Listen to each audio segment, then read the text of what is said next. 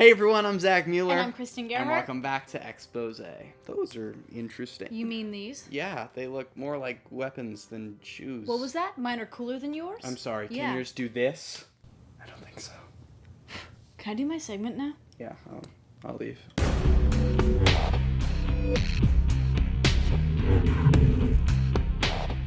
Alright y'all, let's get into the news. This past week, David Copperfield announced an upcoming 1-hour interview with Oprah. David Copperfield! Right.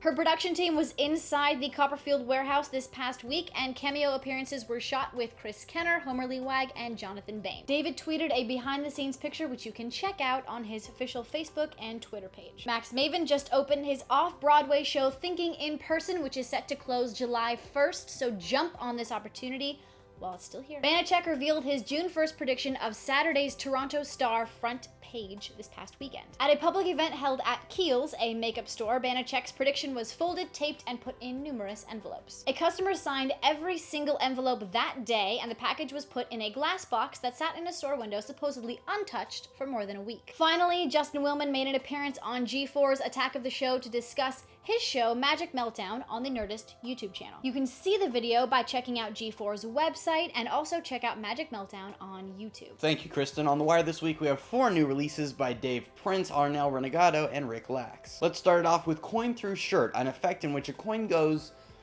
through a shirt. Digital Witchcraft is Arnel Renegado's follow-up to his effect Witchcraft, in which the effect is done without even touching the deck. It is visual, magical, and a little bit creepy. Also by the same dude is a trick called Ghost Coin 2, which, because of time restraints, looks like this. And lastly, a very well shot, composed, and edited cardistry tutorial called Triathlon, or I think it's Triathlon. There might be a capital I and it's Triation, but I think it's Triathlon. It just seems like a really weird name. Is that just me? On the media section this week, we have quite a few rad new videos, including a montage of all the most awesome moments in David Blaine's life, which is most of them, but it's only 3 minutes long. It includes some of the most crazy things ever, like him stealing George Bush's watch, and the time where he took the teeth out of the girl's mouth and then put them in his mouth and then spit it back into her. My gut is still hurting from when I originally saw that live on TV 6 years ago. Mark your calendars for Friday, June 22nd, in which we will release tons of brand new things, lots of which I can't tell you about because I personally do not know what they are. However, on the docket is The Rapture! 2012 is coming. It's also the name of this new trick that we're releasing called Rapture, but I just wanted to do that.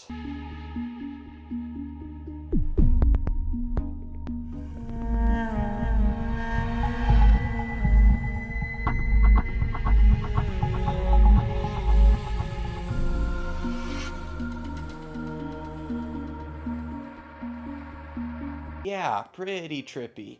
Also on June 22nd, we maybe, possibly, sort of, you may be able to get some white monarchs. I can't guarantee anything yet, however, you may have a chance. It's like Indiana Jones and the Gold Idol. You need to snatch it when the time is right, but you never know when the time may be. Seriously, I feel bad for you guys. I have white monarchs, Michael has white monarchs, my girlfriend has a deck of white monarchs, and you guys are still in the dark.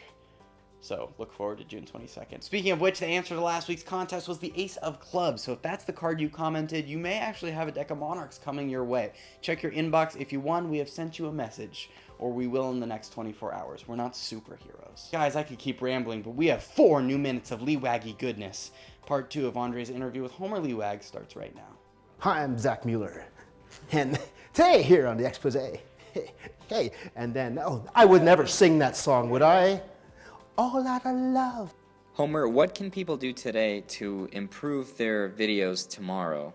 It's simple stuff that doesn't cost any money. I'm sure when you have wire submissions, you have people teaching a trick and their laundry's on the bed behind them and they're in their socks and their socks have a hole in them, or they don't manicure their fingers. You know, it takes 5 minutes to just clean up your fingernails. If you're gonna show a close-up of a coin move, clean your fingernails. It doesn't cost any money. You don't have to go to the local Korean salon and have, blinged out nails. But it doesn't cost any money to just be aware of your composition. Just look at your frame and go, is that representative of our art? Would you put that up against like a billiard video or something you see on CBS News or something you see on HBO. If you see a documentary on HBO, do you think they're going to be sitting there and there's going to be a soda can in the corner that shouldn't be there, or bad audio? You want to elevate the art, and you can do it by just simply making decisions within the frame. You have this frame of video, and in the frame, if you see something in the background that looks bad, like you have an orange shirt on the back of a chair, take it away. It doesn't cost any money. Take it away. Look at your composition. Is the most important part you're looking at is the trick and you, then you've done your job. If there's something distracting in the corner, get it out of there.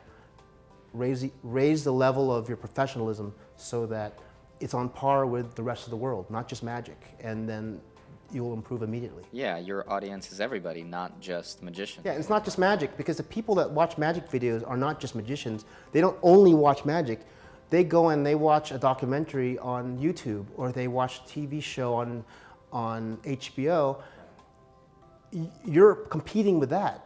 Just because it's magic doesn't mean it has to be subpar and like in your basement with garbage bag hanging behind you as a background. Do it at a professional level, and it doesn't have to cost money to do that. Yeah, it's like anything else. You have to practice to get better at it. Well, they all say practice doesn't make perfect, practice makes permanent. If you practice something over and over again wrong, like me practicing Anaconda wrong 1,000 times, it's never going to get better. You need to practice, then look at it from another perspective. Ask someone's opinion, because for example, I might videotape myself teaching a trick, and I'm like to myself thinking, oh, the lighting's so cool, and look at that camera move, and oh, isn't that cool how the background's out of focus, and all this. You show it to someone and be like, well, yeah, that's great, but I don't understand the trick, or I can't understand you, or the audio's bad. You need to look at it from another person's point of view and get real opinions and listen to them, and but in the end, stick with your own gut, but listen to other people, improve. How would you say working for David Copperfield helped you in that regard? Well, David's given me so many great opportunities, and I've learned pretty much all my photography and all my videography while working with David, and all my editing skills have been from doing projects with him. And he encourages it. If I wanted to learn photography 10, 15 years ago, he gave me amazing places and amazing things to shoot. And I've learned so much just working with David, and editing videos for the show. Editing all the movies that we played in the show has taught me editing and where laughs go, and pausing for laughs, not boring the audience, keeping clips a certain length so that they work with his talk. And all that I learned just in an amazing time working with David. So. All right, Homer, thank you so much for joining us yet again. When I do that, all I can think about? Megabytes flying by. Once again, I want to thank you all for watching on behalf of myself, Kristen, Andre, and the rest of the theory11 team. We hope you have an awesome week, and we will see you next Friday. Next Friday. Next Friday. Next. I'm gonna go text my new girlfriend. Why do you have to like stroll along to do it? You're like, I'm gonna text her. This is my happy dance. That's your happy dance?